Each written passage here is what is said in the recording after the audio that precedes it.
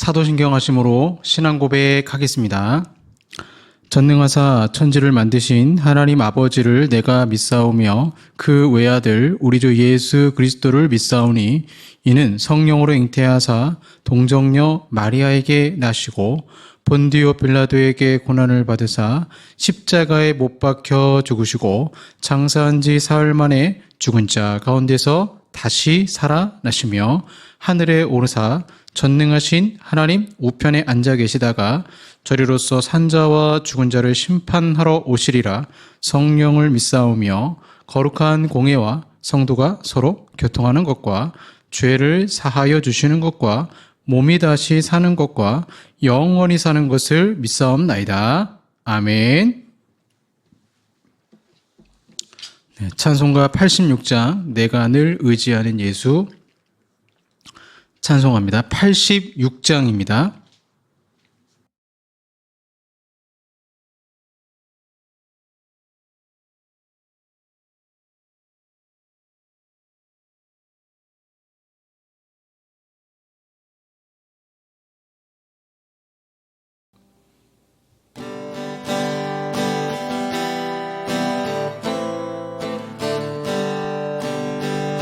내가 늘 의지하는 예수 나의 상처 입은 심령을 불쌍하게 여기사 위로하여 주시니 미쁘신 나의 좋은 친구 내가 의지하는 예수 나의 사모하는 친구 나의 기도 들으사 응답하여 주시니 미쁘신 나의 좋은 친구 주의 손 의지하고 살 때 나를 해할 자가 없도다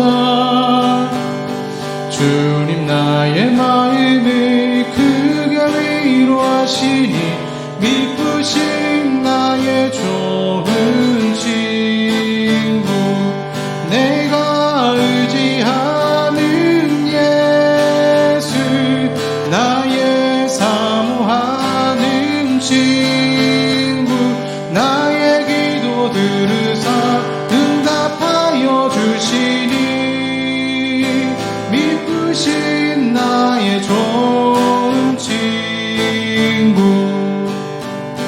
내가 요단강 건너가며 마음이 두려워서 떨 때도 주가 인도하시니 어찌 두려워하랴 미쁘신 나의 좋은 친구 내가 의지하는 예수 나의 사모하는 친구 나의 기도 들으사 응답하여 주시니 미쁘신 나의 좋은 친구 이웃 천국에 올라가서 모든 성도들과 다 함께 우리들을 구하신 주를 찬양하리라 미쁘신 나의 좋은 친구 내가 의지하는 예수 나의 사모하는 친구 나의 기도 들으사 응답하여 주시니 미쁘신 나의 좋은 친구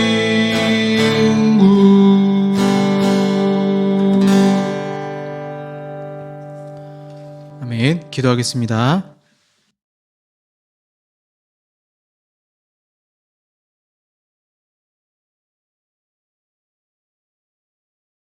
한 주간도 지켜주신 아버지 하나님 은혜 감사드립니다.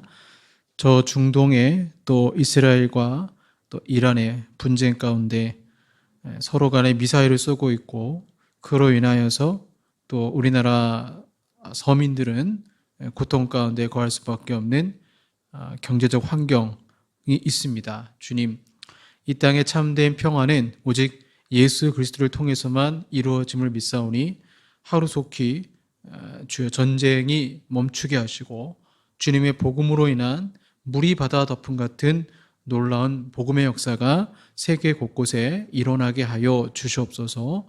사랑의 주님, 오늘도 저희들 허물 많고 죄 많아 주님께 나아갑니다. 십자가의 볼로 주님 용서하시고 인생을 살면서 지치고 고통 가운데 있는 많은 이들이 오늘 말씀과 예배를 통하여서 하나님을 만나게 하시고 주의 음성을 듣게 하시고 주님 마음이 온전히 치료되는 은혜의 시간이 되게 하여 주시옵소서. 주께서 함께 하시고 역사하심 믿습니다. 성령님 우리 가운데 임재하시고 역사하여 주시옵소서. 예수님 이름으로 기도합니다. 아멘. 네, 성경 말씀 시편 139편 23절에서 24절까지 말씀입니다. 시편 139편 23절에서 24절까지 말씀입니다. 구약 904쪽이 되겠습니다. 시편 139편 23절에서 24절 말씀입니다. 봉독하겠습니다. 하나님이여 나를 살피사 내 마음을 아시며 나를 시험하사 내 뜻을 아옵소서. 내게 무슨 악한 행위가 있나 보시고 나를 영원한 길로 인도하소서. 아멘. 네, 오늘 살피시는 하나님 치유 설교 세 번째 말씀 살펴보도록 하겠습니다. 저는 집에 저만의 보물 창고가 있습니다. 오래된 컴퓨터에서 떼어낸 각종 부품이 있고요. 또 실내 자전거 부품도 있고 각종 나사 종류와 가구 조립하고 남은 나사들 같은 것, 또 고무 패킹, 이 고무 패킹이 참 요긴합니다. 각종 배관이라든가 또는 온수매트, 이제 호스라든가 그런데 보면 이제 열로 인해서 수축된 늘어난 또 이런 패킹 때문에 전체를 바꾸게 되거든요. 그래서 고무 패킹을 모아두면 또 사이즈가 맞으면 이제 안 고쳐도 통째로 안 바꿔도 그것만 고치면 저렴한 비용으로 이제 쓸 수 있기 때문에 패킹을 모아놓기도 하고요. 또 각종 HDMI 선도 모아놨고 연결잭도 모아놓고요. 그러다 보니 당연히 이제 아내는 싫어하죠. 그런 걸 왜 모으냐? 심지어 제가 형광등 나사까지도 모을 때가 있는데 또 전자제품 살 때 상자를 버리지 않습니다. 왜냐하면 나중에 그 당근마켓, 당근에 이제 팔 때 보면 상자가 있으면 10,000원 정도 더 받을 수 있거든요. 그래서 모아두기도 합니다. 이것이 저의 이제 보물 창고죠. 그러다가 어떤 물건이 망가졌다고 했을 때 그런 적도 있습니다. 형광등 나사가 없어서 도움을 요청했을 때 저희 집에 그게 있었거든요. 그래서 그걸 이제 달았을 때 그 나사가 없으면 전체를 갈아야 되는데 나사가 있으니까 얼마나 수월한지 몰라요. 그렇게 해서 이제 물건을 고친 적이 많은데요. 그러려면 제가 그 보물창고 어디에다가 무엇을 두었는지를 알아야 되겠죠. 그래서 모아놓고 이것을 어디에 두었는가, 장소가 또한 필요하겠죠. 우리 마음에도 비슷한 역할을 하는 것이 있습니다. 심리학에서는 마음의 저장 창고를 감정은행 계좌라고 설명을 하죠. 감정은행 계좌에 성령의 은혜로 좋은 생각과 감정을 축적해 놓으면 그것이 보물 창고가 되어서 인생의 고난을 만났을 때 꺼내서 사용하게 됩니다. 그런데 현대인들은 너무 바쁘고 스트레스를 많이 받다 보니까 삶의 여유가 없고 인생의 광야를 만났을 때 폭발하게 되는 것이죠. 마음의 여유가 없을 때 아이들의 제잘거림이 시끄럽기만 하고 사람과 만나서 얘기하는 것이 힘들게 느껴지게 됩니다. 그냥 쉬고 싶고 무기력해지는 것이죠. 그렇기 때문에 우리는 주기적으로 나의 감정은행 계좌에 차곡하게 쌓아두는 것이 중요한 것이죠. 우리가 신용카드를 쓰고 결산하는 날이 되면 연결된 계좌에 돈이 있는지 확인하는 것처럼 인생도 이렇게 감정 은행 계좌를 살펴야 한다는 것입니다. 그런데 저는 요즘 사람의 마음을 감정 은행 계좌라고 해서 이것도 좀 너무 낡은 개념이 아닐까 생각을 하게 돼요. 그래서 드는 생각이 감정 주식 투자라고 하면 어떨까 생각하게 됩니다. 이번에 새로운 대통령이 코스피 5천을 공약으로 세웠잖아요. 뭐 우리가 일반 주식 투자도 큰 액수의 경우는 전문가와 상담을 합니다. 미래를 누가 예측할 수 있겠습니까? 하지만 진짜 전문가는 미국의 증시 상황과 전 세계 뉴스와 본인이 투자하고자 하는 기업의 건강 상태를 보고 부실 기업인지 아닌지 확인하고 투자를 합니다. 그런데 일반인이 이렇게까지 기업의 정보를 알지 못하기 때문에 맡기는 것이죠. 우리가 착각하는 것은 내가 내 마음을 잘 안다라고 생각합니다. 과연 내가 생각하는 MBTI가 정말 맞을까요? 의외로 MBTI가 다른 경우도 있거든요. 나는 외향적이라고 생각했는데 의외로 내성적일 수도 있습니다. 내 마음을 내가 가장 잘 안다고 생각하는데 아니에요.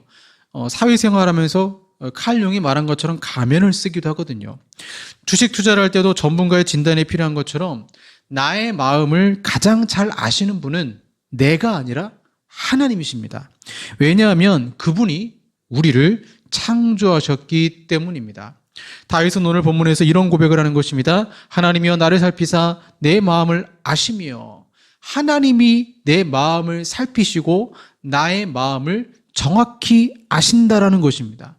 하나님이 아시기 때문에 우리는 하나님과 나의 마음에 대해서 어떠한 상태인지 정보를 공유해야 되겠죠. 그럴 때 우리 마음은 건강해질 수 있습니다. 사실 모든 육체의 병과 어떤 정신적 질병은 마음과 연결되어 있지 않습니까? 치유의 시작은 처방이 아니라 진단입니다. 마음을 바르게 진단해야 진짜 마음의 질병을 알고 그 원인을 알고 치유가 시작되는 것입니다. 갈라디아서 6장 4절과 5절에 메시지 성경 보면 이렇게 나와 있습니다. 여러분은 자신이 어떤 사람이며 여러분에게 맡겨진 일이 무엇인지 조심스럽게 살핀 다음에 그 일에 몰두하십시오. 우쭐대지 마십시오. 남과 비교하지 마십시오. 여러분은 저마다 창조적으로 최선의 삶을 살아야 할 책임이 있습니다. 이렇게 말씀하고 있는데 이런 표현이 있어요. 조심스럽게 살핀 다음에 그 일에 몰두하십시오. 살피라는 것입니다. 성령 충만, 갈라디아서 6장에 성령 충만에 말하고 있잖아요. 성령 충만해서 일하지 않고 육신대로 살기 시작할 때 바울은 조심스럽게 살핀 다음에 그 일에 몰두하라고 말하고 있습니다. 이제 우리는 치유의 실제적 측면에서 먼저 할 일이 기도하는 가운데 주님을 만나는 것이죠.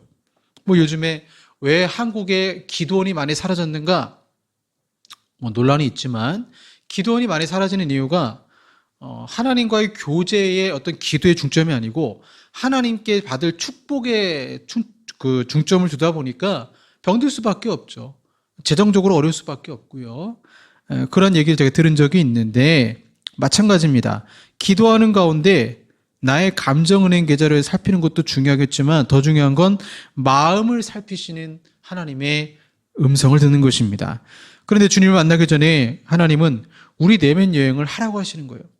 자신의 삶과 인격을 철저히 조사하라는 것입니다. 그동안 외면해왔던 구석구석에 성경 말씀을 묵상하며 비추라는 것입니다.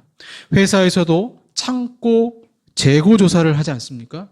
무엇이 부족하고 무엇을 버려야 하는지 재고를 파악하지 못하면 회사는 망할 수밖에 없습니다. 그런데 창고 안의 물건보다 우리 내면의 사랑이나 정직과 관련된 문제가 훨씬 더 중요하겠죠.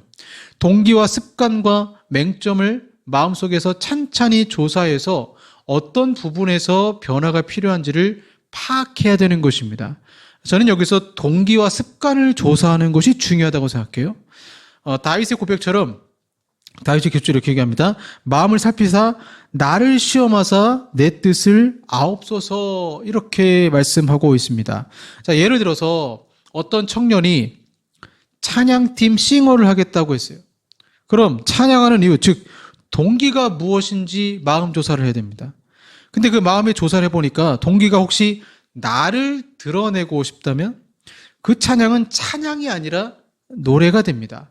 자기를 뽐내기 위해서 자기 실력을 드러내기 위해서 하는 것입니다.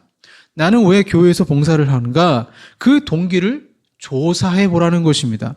이 수많은 삶의 동기를 조사하는 것을 사람들은 두려워합니다.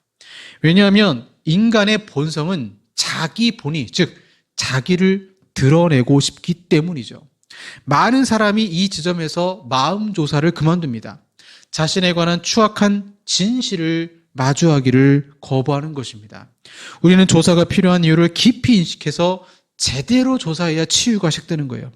그래야 삶이 변화가 됩니다. 마음을 조사하는 가운데 이것이 내 중심인지 하나님 중심인지 분별이 되기 시작하는 것입니다. 그리고 그 옛자를 하나님께 맡기게 되는 거예요. 목회자로서 저도 마음 조사를 해요. 마음 조사를 하기 전에 성경을 읽죠. 큐티를 합니다. 그리고 기도를 합니다.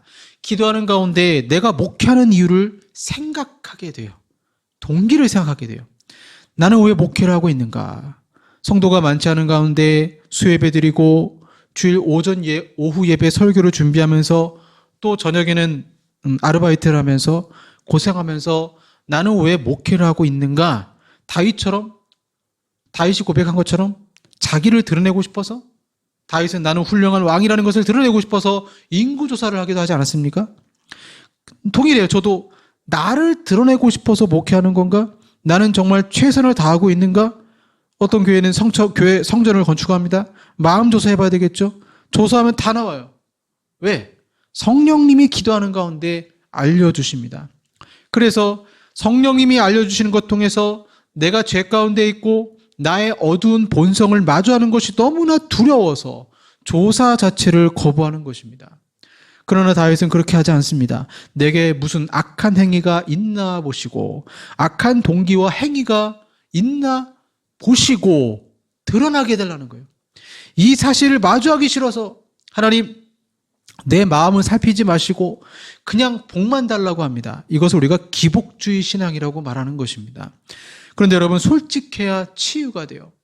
하나님께 자기 본성 그대로를, 실제 모습 그대로를 인정할 때 예수의 보혈이 내 마음에 흐르고 치유가 됩니다. 그래서 이렇게 마음 조사를 하지 않으면 사람의 본성은 어떠느냐? 태초로 가보세요. 아담과 하와가 가지고 있었던 죄가 무엇입니까? 원망입니다. 자기 안에 들보를 보지 못하고 다른 이의 티를 보는 것입니다. 즉 자기 마음 조사 안 하고 다른 사람 마음 조사하는 거예요. 죄를 남에게 떠넘기는 것입니다. 나도 잘못이 있다고 하지만 저 사람은 더 큰 잘못이 있어요. 계속 자기 잘못은 얘기하지 않고 다른 사람 잘못만 얘기하는 것입니다. 인간의 간교한 마음은 자신을 살펴서 자기 잘못을 인정하지 않고 다른 이들에게 비난의 화살을 돌려요. 내 상사 때문에, 내 남자친구 때문에, 내 남편 때문에, 내 부모 때문에, 심지어 이 세상 때문에, 정부 때문에, 이렇게 다 실패의 원인을 세상으로, 내가 아닌 타인에게 돌리는 것입니다. 그 동기와 원인을 조사해야 되는데 그게 무서운 거예요. 어떤 분이 이런 얘기했습니다. 좋은 소식은 문제를 일으키는 그 사람이 실제로 있다는 것이고, 나쁜 소식은 그 사람이 바로 당신이라는 것이다. 남 탓하지 말고 자기 마음 조사해보라는 것입니다.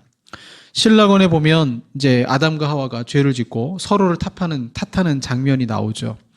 밀턴은 그 대목을 이렇게 마무리합니다.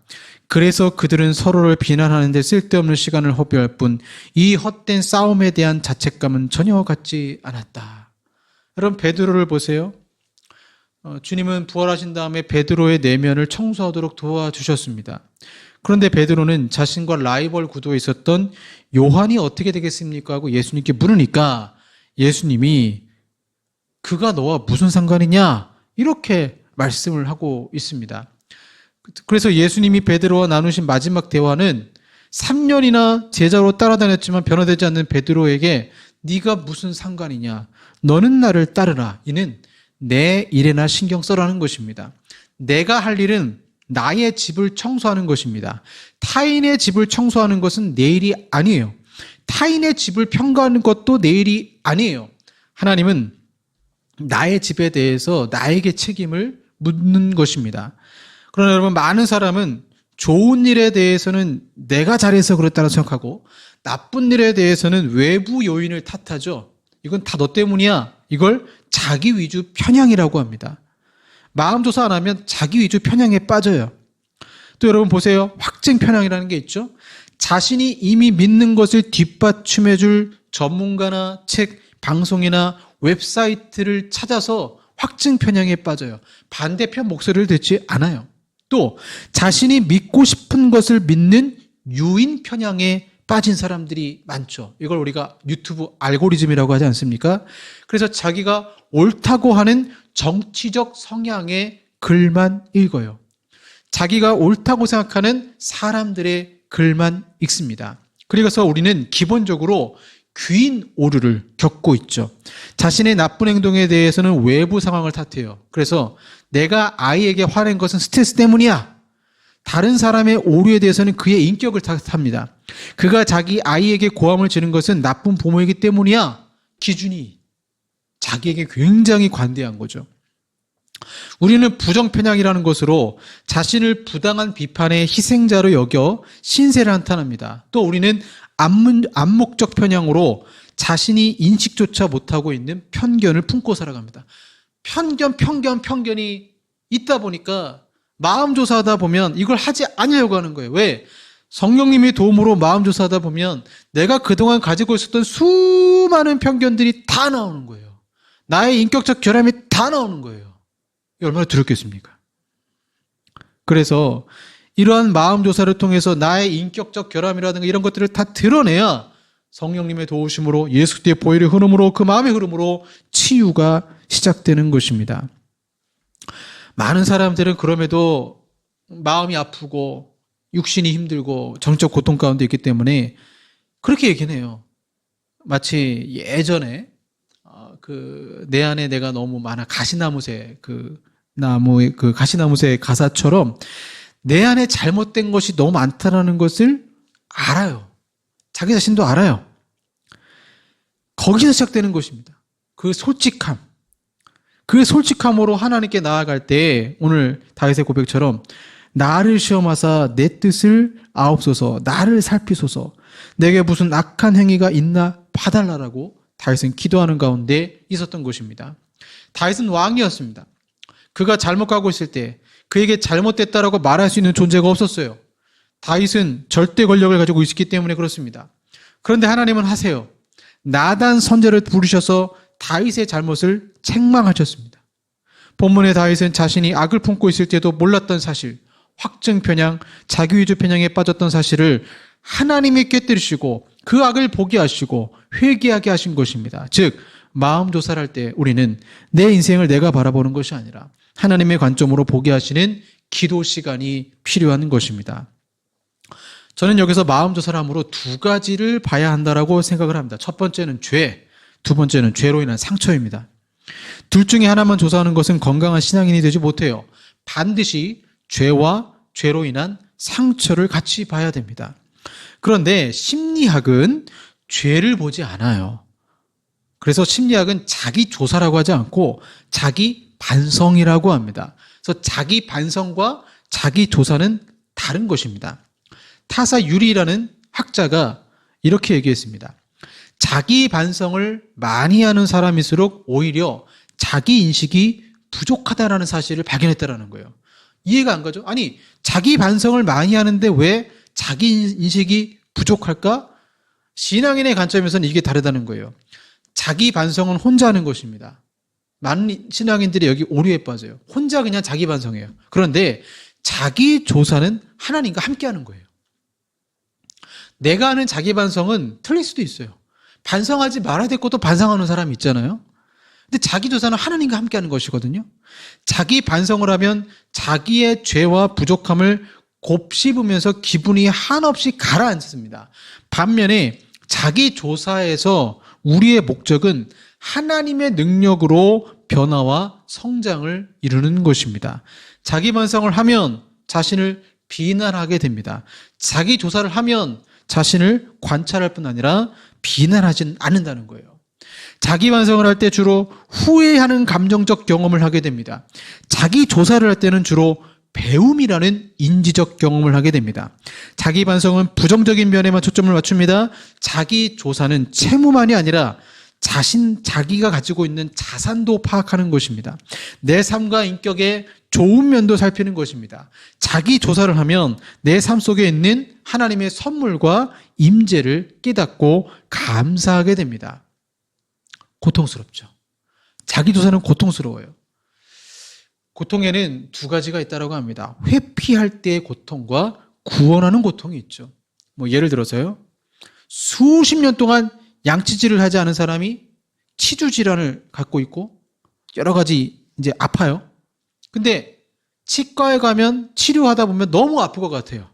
그러니까 회피할 때의 고통이 있죠.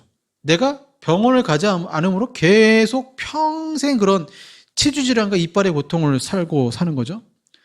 구원하는 고통이 있죠. 구원하는 고통은 뭐냐면 막대한 치료비가 들더라도 병원 가서 치료를 받는 것입니다. 루이스 스미즈라는 사람이 이렇게 얘기했습니다. 구체적이지 않으면 죄의 바다에서 익사한다. 당신은 정확히 무엇에 대해 용서받아야 하는가? 불륜, 아니면 죄를 지은 것, 독실한 것, 자기 조사를 그냥 추상적으로 하는 게 아니고 구체적으로 해야 구원받는 고통 속에 있게 되지만 진짜 구원받는 거죠. 진짜 구원받는 것입니다. 그런데 자기 조사를 그냥 하지 않고 그러한 사람은 샤워를 할 때 옷 입고 샤워하는 것과 같다. 이렇게 얘기하고 있습니다.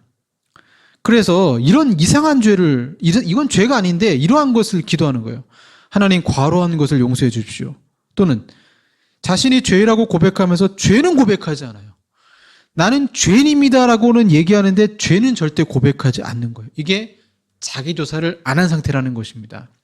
그러나 여러분, 우리는 성도로서, 신앙인으로서 자기 조사의 기준이 뭘까요? 종교개혁자 마르틴 루터는 10계명을 기준으로 철저한 자기 조사였습니다. 저는 맞는 것 같아요. 10계명, 이 자기 조사의 가장 적합한 기준이라고 생각을 합니다. 10계명을 여러분 천천히 읽고 기도해 보세요. 그러면 반드시 내 안에 있는 죄의 항목이 나열이 됩니다.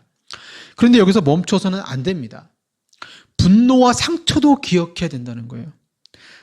다윗은 이렇게 고백하고 있습니다. 나를 영원한 길로 인도하소서. 자기 조사해가지고 죄만 고백한다고 영원한 길로 인도받는 게 아닙니다. 다윗이 이 영원한 길로 가기 위해서는 죄도 회개해야 되지만 그 죄로 인한 후유증과 상처도 조사해야 됩니다. 그래서 자기 조사하면 하나님이 알려주세요. 너 죄 지었지?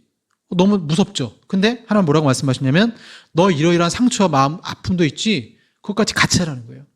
죄는 예수 그리스도의 보혈로 용서하시고 상처도 그리스도의 보혈로 만져주셔서 우리의 영혼을 다스리십니다. 성령님은 내 안에 계셔서 이 상처를 보듬어 안으시고 고통스럽게 자기 내면을 여행한 성도에게 은혜를 베푸시고 새로운 자아를 주셔서 치유된 자로서 이 땅을 살아가게 되는 것입니다. 아담과 하와가 가지고 있었던 타인에 대한 원망, 그 원망에는 상처가 있습니다. 하와는 아담의 자신에게 선악과를 먹은 이유를 떠넘기는 상처가 있고 아담은 아내 때문에 죄를 짓게 되었다는 상처가 있습니다. 이 상처는 서로 원망하는 거예요. 하나님은 그 원망의 마음을 보시는 거예요. 우리는 주변 사람들을 보며 내가 행복하지 않은 것은 저 사람 때문이라고 원망해요. 그리고 그 사람들이 실제 상처를 주기도 합니다. 원망의 패턴에는 나의 분노를 유발하는 주변 사람들의 행동이 있을 것입니다. 이것이 다른 이의 티를 보는 인간의 죄된 성품이에요. 어떻게 우리가 인생을 계속 원망하며 살겠습니까? 하나님도 아세요. 너 그 사람 때문에 괴롭구나. 다른 이들의 티가 보이는구나. 그것 때문에 상처도 많이 받았구나. 내가 지은 죄도 조사해야 되지만 원망하는 마음과 그 원인이 되는 그들의 행동과 수많은 마음에 받은 상처도 조사해야 됩니다. 그러면 그 사이에 성령의 열매를 맺게 되는 것입니다. 온유의 마음, 성품과 인내의 성품을 하나님이 열매를 맺게 하세요. 사랑하는 여러분, 마음 조사를 해보세요. 마음 전문가 하나님께 맡기세요. 마음을 살피시는 단순히 죄만 고백하고 라고 하시지 않았습니다. 너희 마음의 슬픔과 괴로움과 상처도 말씀하라고 하십니다. 정직하게 마음 조사를 해보세요. 그때 하나님의 치유의 손길을 외면하지 아니하시고 주님의 만져주심에 눈물이 나고 성령의 따뜻함이 내 영혼을 감싸며 시선이 현재가 아닌 오늘 다윗의 마지막 시편의 고백처럼 영원한 길로 주목하게 되면서 나의 상처뿐 아니라 다른 이의 상처도 보게 하실 것입니다. 기도하겠습니다. 주님, 다윗은 기도하는 가운데 마음조사를 실시함으로 치유를 받고 죄로 인한 여러 가지 상처와 고통 속에서 구원함을 받았습니다. 구원받는 고통, 그 고통이 무서워서 마음조사를 회피하는 것이 아니라 하나님 꼭 주님 안에서 마음조사하고 치유받고 주님의 놀라운 은혜를 경험케 하여 주시옵소서. 예수님 이름으로 기도합니다. 아멘. 언제나 내 모습 너무나 부끄러워 주님 내 안에 찬양하시겠습니다.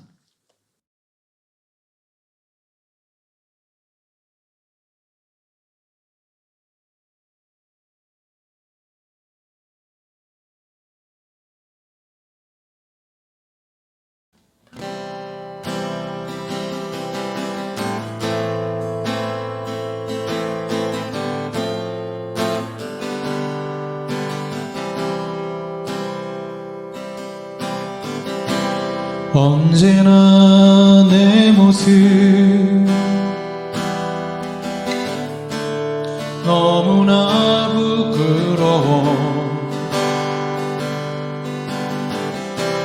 무릎으로 주님께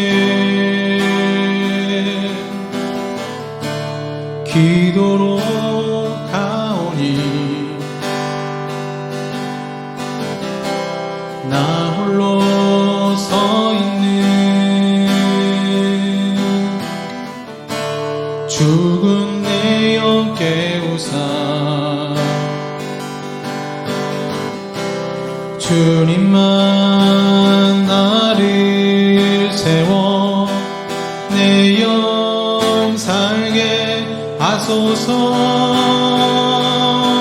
주님 내 안에 주님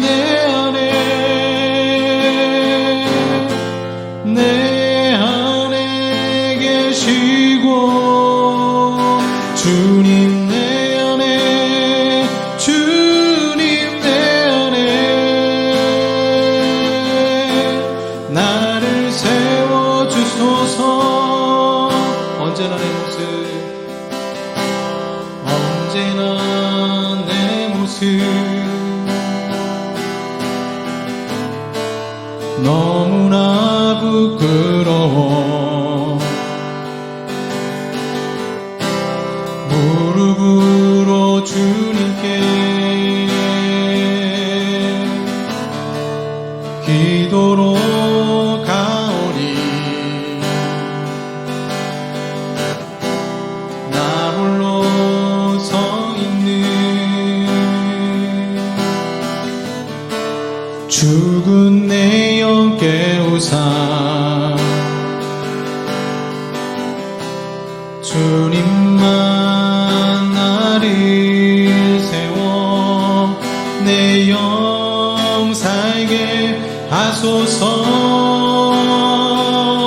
주님 내 안에 주님 내 안에 계시고 주님 내 안에 주님 내 안에 나를 세워주소서. 주님 내 안에 주님 내 안에 계시고 주님 내 안에 주님 내 안에 나를 세워주소서.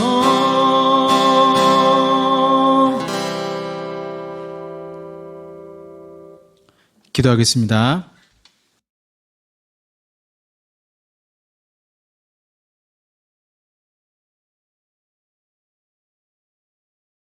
주님, 오늘도 아버지 앞에 은혜와 찬송을 은혜 주심에 찬송과 감사를 드립니다. 하나님 또한 11조 구제 선교로 하나님께 나아가며 감사함으로 예물을 드리며 나아가며 또 그 드리지 못한 손길 가운데 마음을 다해서 주님께 나아갑니다. 하나님께서 역사하여 주시고 한 주간 또 살아갈 때 주님이 따뜻하게 보듬어 주시는 치유의 강이 흐르는 역사가 있게 하셔서 성령님 역사하시고 한 주간도 지켜주시고 붙들어 주시옵소서. 예수님 이름으로 기도합니다. 아멘. 지금은 우리 구주 예수 그리스도의 은혜와 성부 하나님의 사랑하심과 성령 하나님의 교제 곁에 역사하심이 마음 조사하여 온전히 치유받기 원하는 우리 사랑하는 성도들과 한국 교회 위에 영원토록 함께 있을지어다. 아멘.